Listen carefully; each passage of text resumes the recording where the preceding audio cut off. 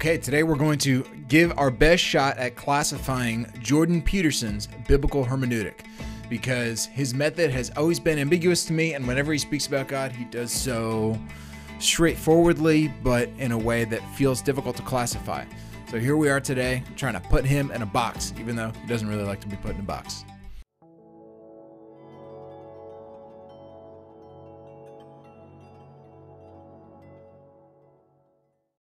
Jordan Peterson, psychology professor at the University of Toronto. If you don't know who he is, you've been living in a box for a long time. Okay, so Jordan Peterson is a public intellectual. He has ignited much political controversy over the past few years for many reasons, which we won't get into. But he first caught my eye after first appearing on the Joe Rogan podcast. I forget what number it was, but he was talking about the psychological significance of the Bible, which is likewise the title of his lecture series, literally watched by millions of viewers on YouTube. Okay, so let's get down to brass tacks. All right. I have my BA in biblical languages, Greek, Hebrew, and Latin. I can read the original texts of the Bible. Okay. I have my MDiv from Westminster Theological Seminary, and I have my Ph.D. in systematic theology with a focus on psychology, particularly PTSD. Okay. So when I first heard Peterson as a psychologist, dignify theological concepts as indisputable for psychological flourishing, using the text of the Bible, I became a fan instantly because he spoke with such fluency. I had never heard someone traverse the terrain of theology and behaviorism and psychodynamic theory and continental philosophy so fluently and so eloquently. Okay, so since that time, my admiration for Peterson, quite honestly, has only solidified. But there is a theme in his interviews where those with religious interests, or even those with anti-religious interests, they find Peterson hard to nail down, and he admits as such. Okay, so there's one interview in which Peterson was asked, "Do you believe in God?" And Peterson answered, in quote, "I don't like that question." Okay, and I've heard him give this answer several times. "I don't like that question. What do you mean by that question? It depends on what you mean." Okay, and that can seem like he is sort of kicking the can down the road, but I don't think he is. Okay, because he goes on to qualify what he means by that in a way that, well, we're going to examine that a little bit further below. But the initial observation that we can make about Peterson is that he self-consciously resists simple reductive analysis with the popular categories of ideological analysis, of which both Christian theologians and secular psychologists make regular use. So here we're basically going to make an initial attempt to classify elements of Peterson's thought. And if classify is too strong of a term, I can imagine Peterson sort of pushing back on that term. Well, then maybe we could just say that there are some strong conceptual resonances between certain tools that Peterson finds central to his project and certain modes of thinking, which help us to sketch kind of the architecture of his project relative to the Bible and likewise to God. And God is a concept that operates close to the center of his system, and it will be helpful for us to sort of locate him conceptually and historically on certain spectrums. And perhaps we can do so without requiring him to take on the burdens of the insufficiencies of other ideologies. So, but we have to keep in mind that the discipline from which Peterson speaks is psychology. Okay, so when he speaks of God, he speaks of the effects of God in psychological metrics. Okay, so let me read to you initially what we could call a prolegomena to Jordan Peterson's theology proper. Okay, so Peterson says this: the question is, what are the principles that guide our behavior? Well, that's something like what the archaic Israelites meant by God. We're trying to extract out the core of the guiding principles, and we turn that into a representation of a pattern of being. That's God. It's an abstracted ideal, and it manifests itself in personified form. That's okay, because what we're trying to get at is, in some sense, the essence of what it means to be a properly functioning, properly social, and properly competent individual. Okay, and this sounds very much like a psychologist, and Peterson never presumes to speak as a theologian or even really as a philosopher. Okay, so just as astronomy was performed by ancients as a matter of perception from Earth's point of view, so also Peterson construes theology as an expression of a particular perspective. Okay? Theology is never objectively speaking about God and making metaphysical claims. within Peterson's project. Okay, and he tries to locate what are universal anthropological conditions which make possible that religious experience, okay, which Christians call faith. Okay, and in order to understand how Peterson accomplishes this, it will be helpful for us to look at how his proposals resonate with the language of historical philosophy relative to speech about God and the Bible. Okay, so first is we're looking at Hegel. Okay, now this first intellectual with which Peterson resonates is Hegel. Hegel was a 19th century philosopher who wrestled with the possibility of speech about God after Immanuel Kant. Okay, now Kant posited that there was a crude distinction between the world of our perception, which is what he called the phenomenal realm, the world of phenomena, and the world as it really is, which is the noumenal realm, or the world of noumena. And but Kant failed to supply a working method to bridge those two worlds without an appeal to God, or at least the bridges that he did supply were pretty much rejected by many philosophers, including Hegel. So Kant failed to supply that bridge. So Hegel was left with this problem in speaking about God of overcoming this Kantian distinction between the world as we perceived it and the world as it really was. So Hegel proposed basically this solution. Hegel proposed that the noumenal realm was represented by a rational principle, and that this rational principle would inevitably manifest itself on earth one day. And he called this rational principle the spirit, okay? And the means by which this rational principle would manifest itself, the means by which it would manifest itself was through a dialectic, a back and forth throughout history between a thesis and antithesis to that thesis, and a resulting single thesis from the disagreement between a thesis and an antithesis, okay? So the original thesis represents the world as it is. The antithesis represents those who want to radically change the world, and both the thesis and the antithesis likely represent extremes with their degree of untruth, and their utilization in practice will result in a synthesis between the thesis and the antithesis, which merges the good and dispenses with the bad. And then that synthesis, that becomes the new thesis, against which there will arise a new antithesis. So eventually, this dialectical process will give birth in the real world to the full manifestation of the absolute spirit, which is the pure rational principle to which there is no antithesis, okay? And this, many think, was Hegel's way of locating God in the world, not in the past or in the present, but becoming through past and present toward an eschatological future state, which we are being pulled toward like a black hole. So this is what Hegel says. Hegel says this, quote, "The spirit manifested in revealed religion has not yet surmounted its attitude of consciousness as such. Spirit as a whole, and the moments distinguished in its fall within the sphere of figurative thinking and within the form of objectivity. The content of this figurative thought is absolute spirit. All that remains to be done now is to cancel and transcend the bare form." And this moves on to Peterson's explanation of God, which sounds very familiar, okay? This notion of transcending previous versions of God being all that is left. Okay, so Peterson says this, quote, "From a practical perspective," sorry, let me just interrupt this Peterson quote.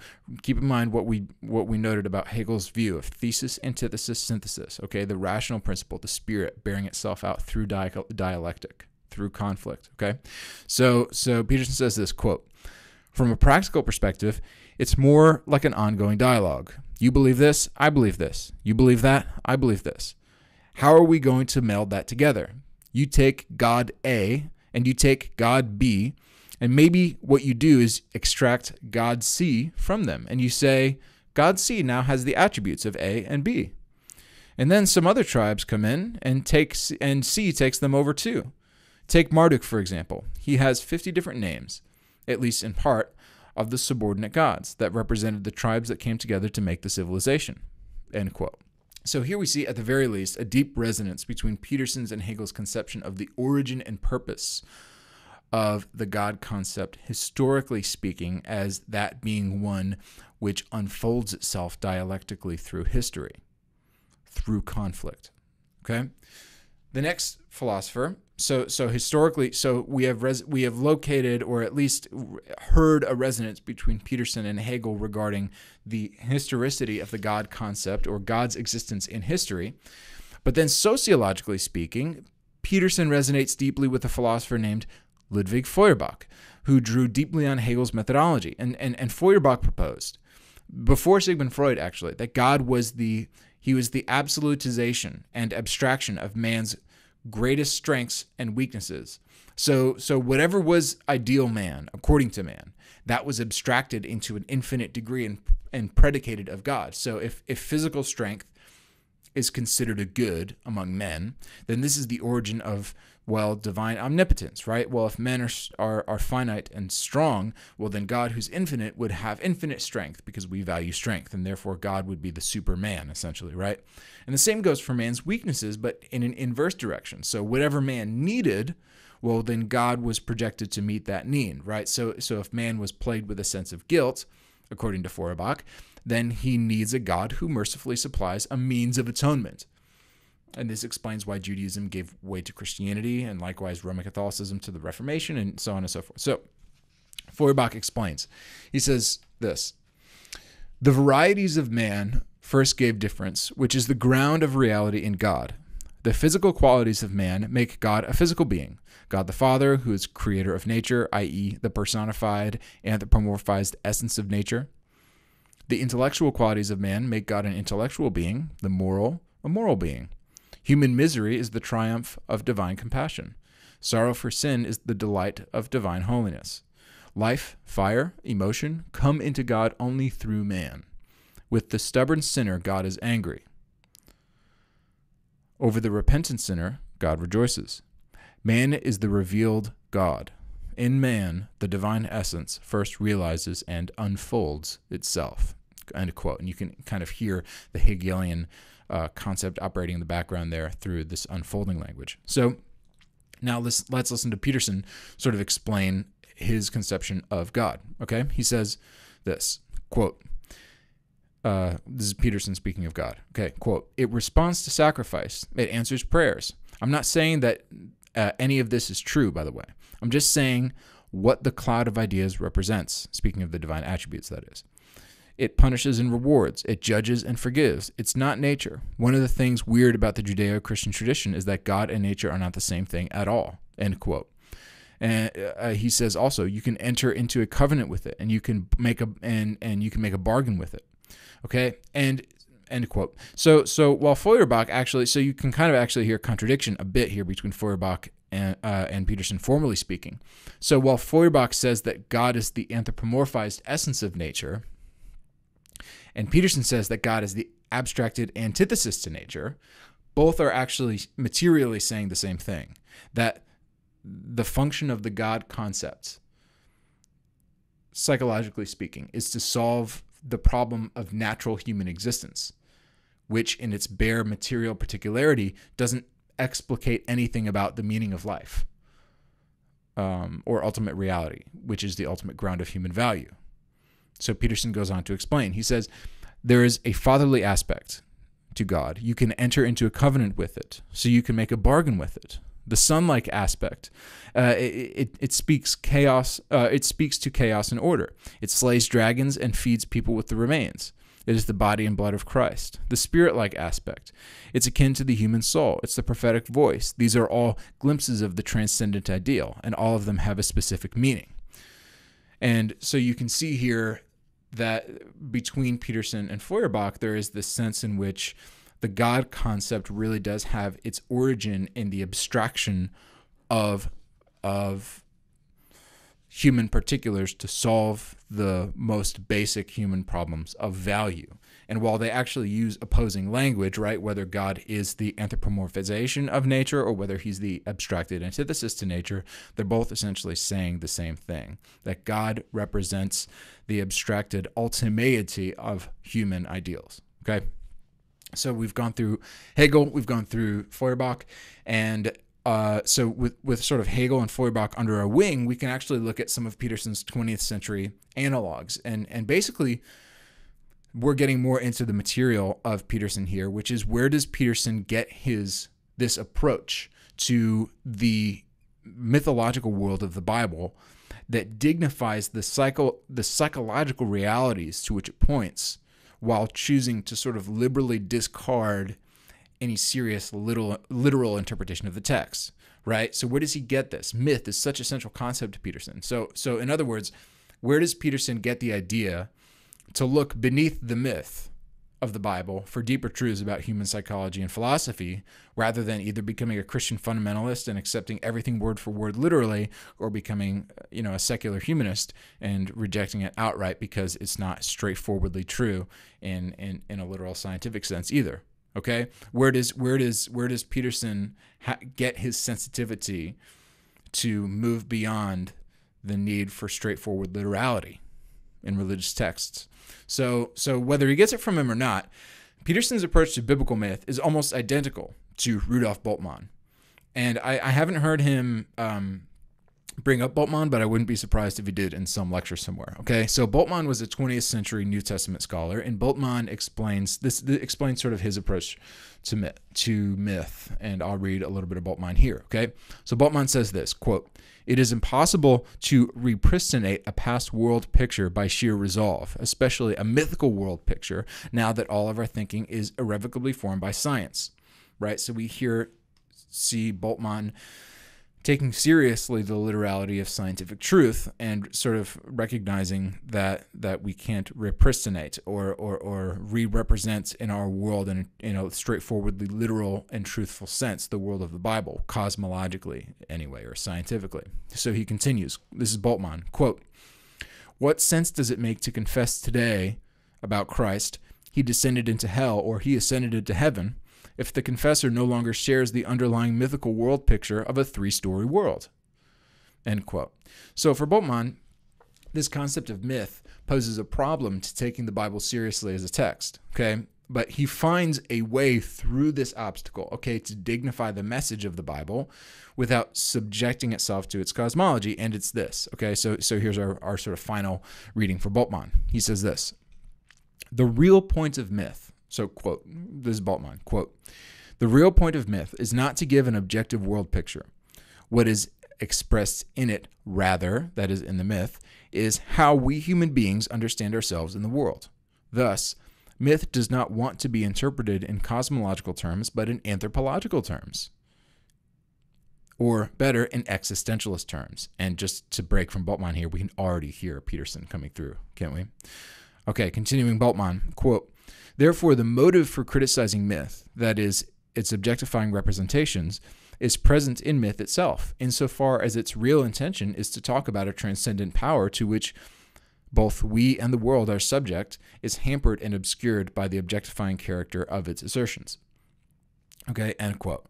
So basically what Bultmann is saying here is that the religious texts of the Bible are self-consciously trying to speak psychologically and metaphysically and anthropologically, even if that intention is obscured by the fact that they actually really believe the cosmological literality of their statements. For example, the Apostle Paul really believes that there is a living body somewhere that is the resurrected Christ, somewhere cosmologically, who is sovereign over the world and over the universe, right? And yet, Bultmann wants to acknowledge the psychological and anthropological truthfulness which the Apostle Paul might extract from this truth claim, while sort of shedding the metaphysical husk that is embedded within Paul's worldview. So now moving on to Peterson. Peter says something very similar, okay? Peter says this, quote, "Myth is not primitive proto-science. It is a qualitatively different phenomenon. The mythic universe is a place to act, not a place to perceive. Myth describes things in terms of their unique or shared affective valence, their value, their motivational significance. The sky and the earth of the Sumerians are not the sky and earth of modern man, therefore. They are the great father and mother of all things."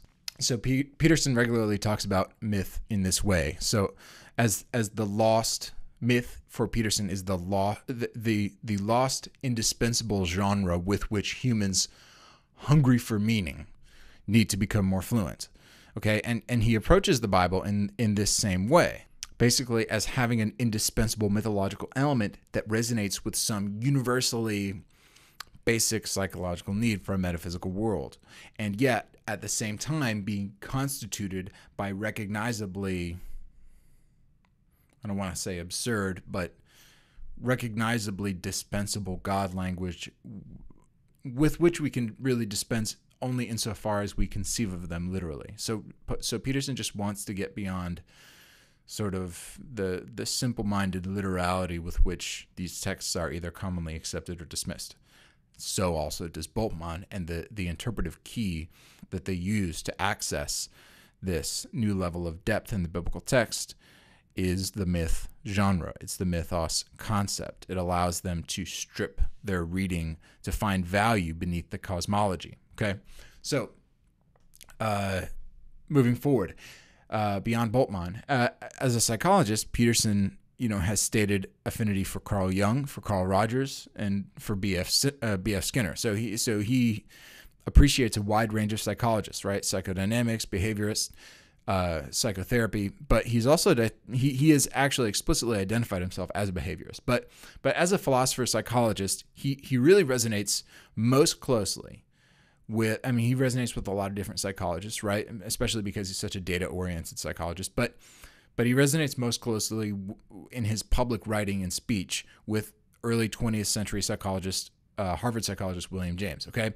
And James was both a philosopher and a psychologist and invested a lot of his career in understanding the psychological experience of metaphysical realities like religion. So this is very similar to Peterson, and the tone he strikes in speaking about these realities is very similar as well. So religion is, for James, and I'm just going to read a quote from James here. So religion is, for James, quote, and this is a little bit sort of boring and straightforward, but it is, quote, the feelings, acts, and experiences of individual men in their solitude so far as they apprehend themselves to stand in relation to whatever they may consider divine, end quote.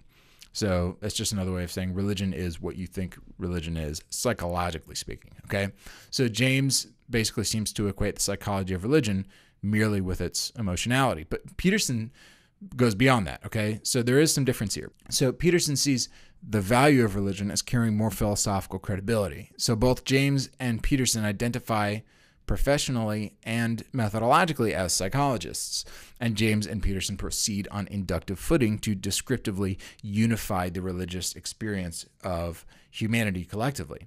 And James defines religion as that which man explicitly sees as God, whereas Peterson wants to give religion more philosophical credibility. He sees all of man's psychological actions as at some level religious insofar as he has values. So, for example, Peterson writes, quote, we have not yet found God above nor the devil below because we do not yet understand where above and below might be found. Moreover, myth and the drama that is part of myth provide answers in image to the following question. How can the current state of experience be conceptualized in abstraction with regards to its meaning? Meaning means implication for behavioral output. Logically, therefore, myth represents information relevant to the most fundamental of moral problems. What should be? What should be done?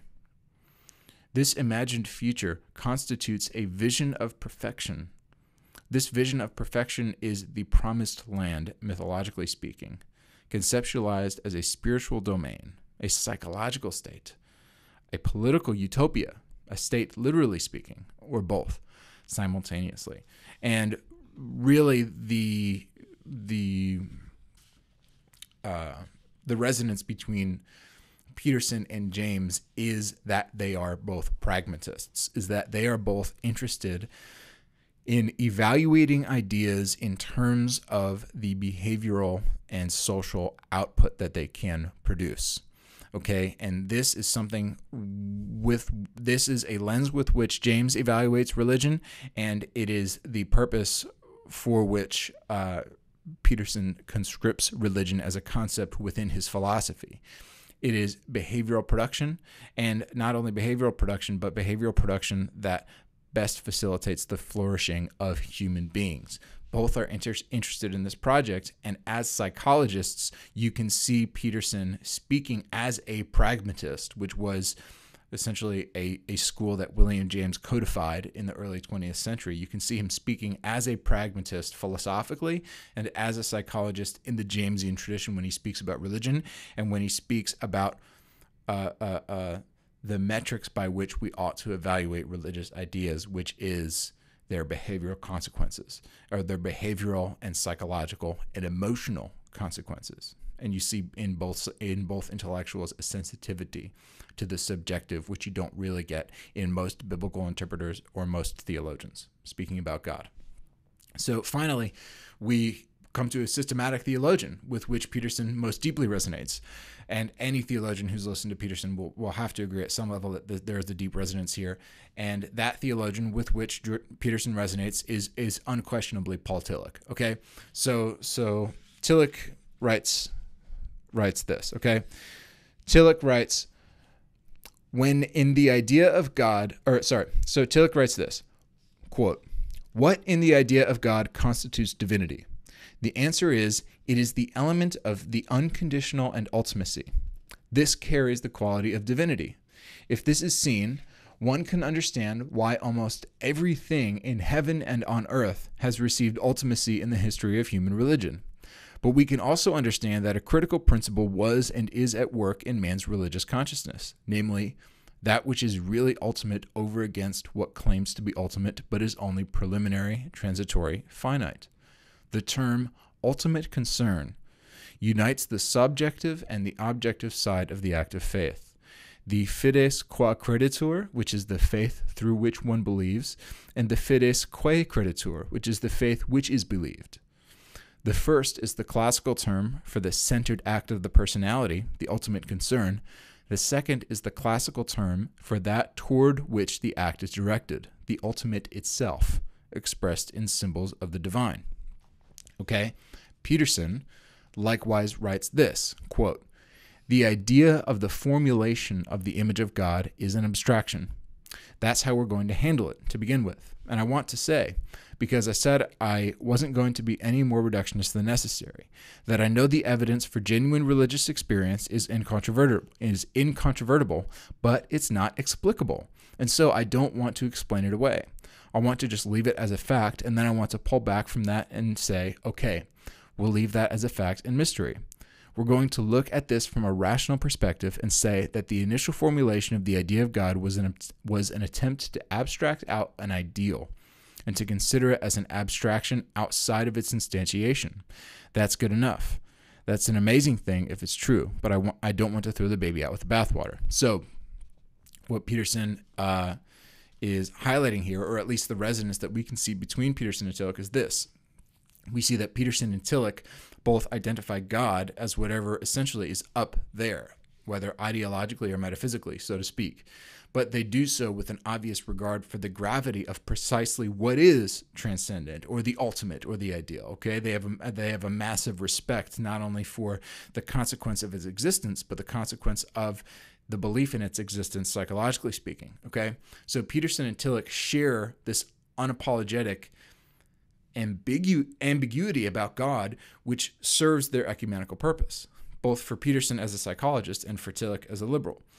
Drawing theological lines for either of these thinkers is neither entailed by their systems nor really appropriate for their audiences, but both exhibit an intentional lack of specificity about the divine identity, while at the same time insisting on the importance of an identifiable divinity. Okay? And then finally, I just want to make a point about Peter's relationship to German liberal criticism, because I think it could be really easy to think that Peterson is sort of towing the line of German liberal criticism at many points and is driven by a liberal ideology when he's not. Okay, so Peterson is not a German liberal critic, and he self-consciously distances himself from this just as much as he does from ideological Christian movements like evangelicalism. Okay, so it would be tempting to say that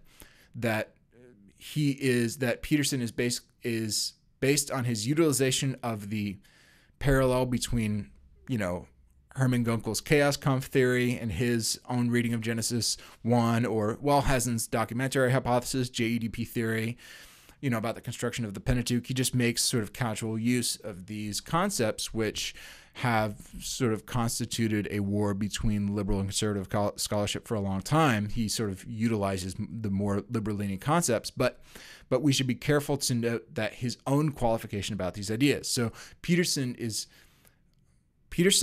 Peterson is trying to do is he's trying to treat the Old Testament texts as human texts.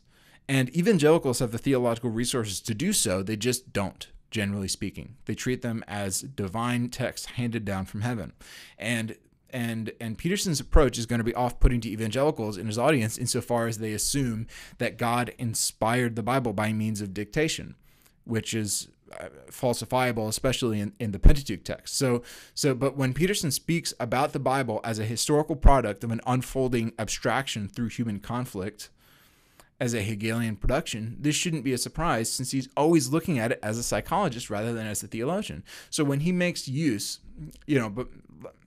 when he makes use of Gunkel's chaos Kampf theory or of Wellhausen's documentary hypothesis, what he's really doing is he's reaching for ways of speaking about the humanity of the text, which are incontrovertible even for the conservative theologian. Even for the conservative theologian, they're still going, even if you don't buy Gunkel's chaos Kampf theory, which of which Peterson makes use, you can still find value in the psychological notion of the chaos waters, even if you don't see it in the biblical text. And two, there's still going to be a seriological parallels with other Mesopotamian myths with the Bible. Okay, so and likewise with Wellhausen, there is a long, millennium-long redaction history to the production of the Old Testament.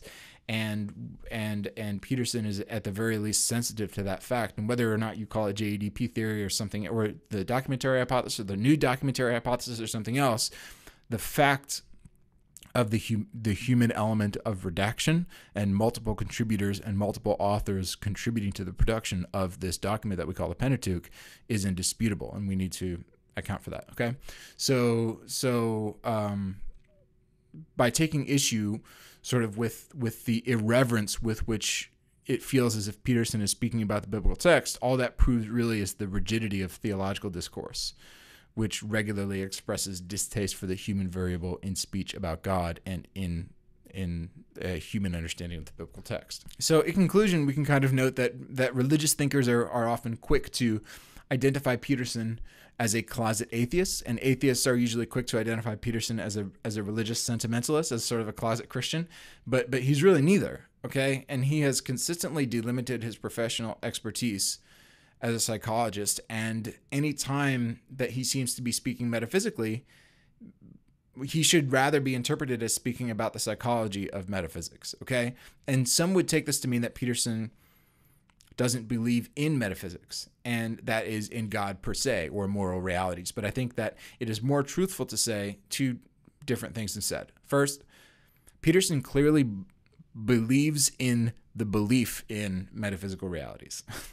And for Peterson, everybody operates phenomenologically and psychologically on metaphysical preconditions. And the more explicitly one can articulate those preconditions, the better. Okay.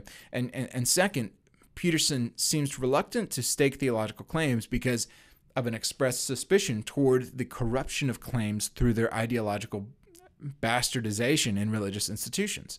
So in other words, Peterson has expressed in many places a distaste for the church and a sympathy with Nietzsche's criticism of the church's constraints upon religious reflection in the 20th century. Or in the 19th and 20th centuries. So Peterson is sensitive to the possibility of his own statements being turned into a dogmatic cult, and he doesn't want that. He doesn't want a Petersonian ideology being appropriated by existing religious denominations to fortify their own psychological credibility. He does not want that. So I'm just going to read one more comment from Peterson. So Peterson comments, for example, that he doesn't like answering the question, does God exist, as I mentioned earlier, because, quote, A, I don't like being boxed in, and B, I don't know what the person means by believe or God, and they think they know, and the probability that the way they construe belief and construe God the way I do is virtually zero.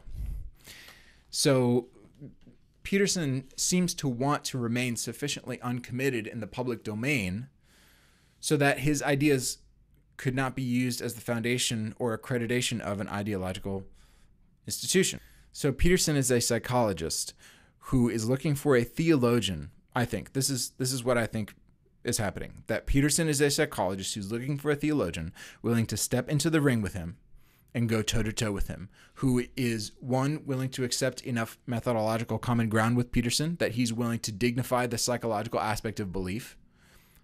He wants a theologian who is, two, willing to admit the phenomenological barriers to speaking dogmatically about God. And three, he wants a theologian who's willing to admit the plausibility of his own fallibility. And virtually no theologians who would care enough about the truthfulness of Christian doctrines are willing to accept such methodological terms, necessary as they may be. I absolutely am. And Peterson is looking for a theologian to answer certain questions with him and for him, just as he is doing so for theologians on the psychology side, okay? And yet most theologians are satisfied merely to critique his theology rather than to accept Peterson's ideas as an offering across the disciplinary aisle.